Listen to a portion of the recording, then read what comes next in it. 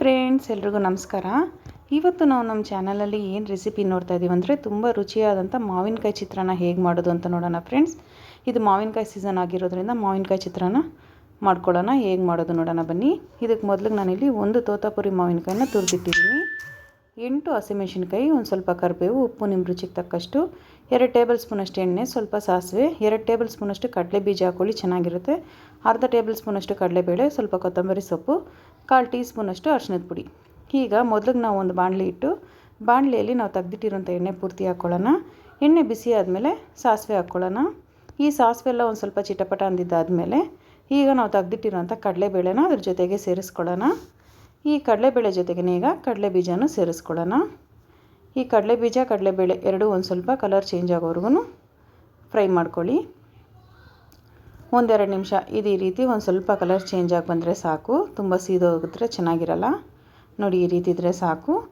ಈಗ ಅದ್ರ ಜೊತೆಗೆ ನಾವು ತೆಗೆದಿಟ್ಟಿರೋಂಥ ಕರಿಬೇವು ಹಾಕ್ಕೊಳ್ಳೋಣ. ಜೊತೆಗೇ ಹಸಿಮೆಣ್ಸಿನ್ಕಾಯಿನೂ ಹಾಕ್ಕೊಳ್ಳೋಣ. ಹಸಿಮೆಣ್ಸಿನ್ಕಾಯಿನ 2 ಕಟ್ ಮಾಡಿಟ್ಟಿದ್ದೀನಿ ಫ್ರೆಂಡ್ಸ್. ಅದರ ಜೊತೆಗೆ ಸೇರಿಸ್ಕೊಂಡು 1 ನಿಮಿಷ ಹಂಗೆ ಫ್ರೈ ಮಾಡ್ಕೊಳ್ಳಿ.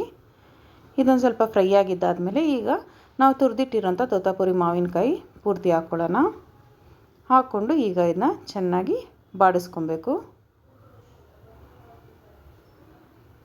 ಇದೊಂದು ಸ್ವಲ್ಪ ಚೆನ್ನಾಗಿ ಮಿಕ್ಸ್ ಮಾಡಿ ಬಾಡಿಸ್ಕೊಳ್ಳಿ. ಇದೊಂದು ಸ್ವಲ್ಪ ಕಾಲು ಭಾಗ ಬೆಂದಿದ್ದಾಗಿದೆ ಅಂದಿದ್ಮೇಲೆ ಈಗ ಇದ್ರ ಜೊತೆಗೆ ನಾವು ತೆಗೆದಿಟ್ಟಿರೋಂಥ ಅರಿಶಿಣದ ಪುಡಿನ ಹಾಕ್ಕೊಳ್ಳೋಣ.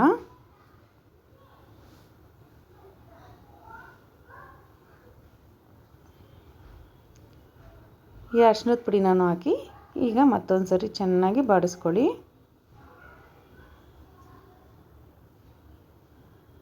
ಚೆನ್ನಾಗಿ ರೀತಿ ತಳದಿಂದನೂ ಮಿಕ್ಸ್ ಮಾಡ್ತಾ ಬನ್ನಿ.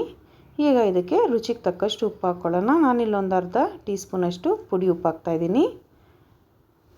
ನೀವು ಉಪ್ಪನ್ನ ನಿಮ್ಮ ರುಚಿಗೆ ನೋಡಿಕೊಂಡು ಹಾಕ್ಕೊಳ್ಳಿ ಫ್ರೆಂಡ್ಸ್. ನನಗೆ ಅರ್ಧ ಟೀ ಸ್ಪೂನೇ ಸರಿ ಹೋಯಿತು. ಈಗ ಇದನ್ನ ಮತ್ತೊಂದು ಸರಿ ಚೆನ್ನಾಗಿ ಮಿಕ್ಸ್ ಮಾಡಿ ಬಿಡಬೇಕು.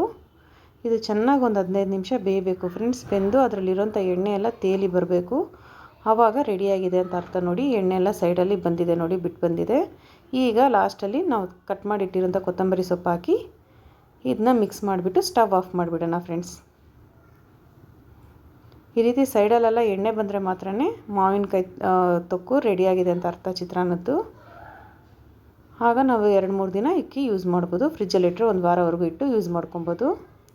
ನೋಡಿ ಫ್ರೆಂಡ್ಸ್, ಈಗ ಬಿಸಿ ಬಿಸಿ ಅನ್ನಕ್ಕೆ ಒಂದು ಸ್ವಲ್ಪ ಹಾಕ್ಕೊಂಡು ನಮ್ಗೆ ಎಷ್ಟು ಬೇಕು ಅಷ್ಟು ಮಾತ್ರ ಹಾಕ್ಕೊಂಡು ಅನ್ನಕ್ಕೆ ಮಿಕ್ಸ್ ಮಾಡ್ಕೊಳ್ಳೋಣ.